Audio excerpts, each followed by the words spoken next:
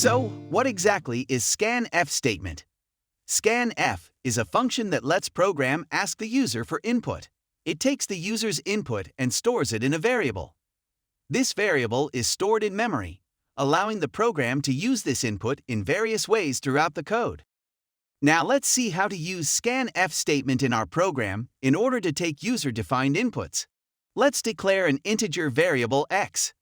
After that, let's write an expression, integer z equals x plus 10.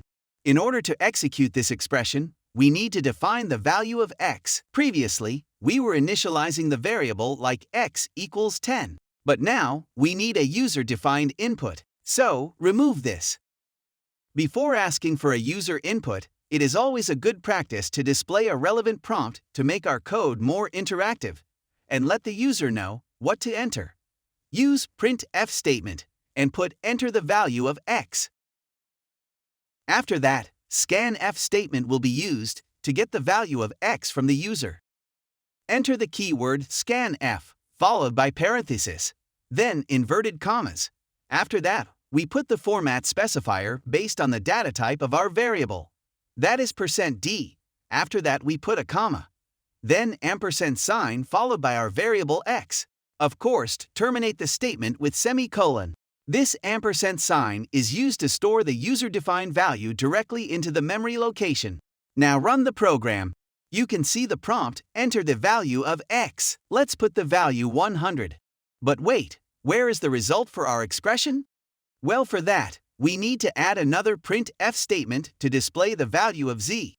As we already know how to define printf statement, it starts with keyword printf, followed by parentheses, then inverted commas, a relevant string, the value of z is. After that format specified, that is %d for integer, and let's put \n after that. This \n creates a new line, separating output for better readability in the console. After that, put a comma.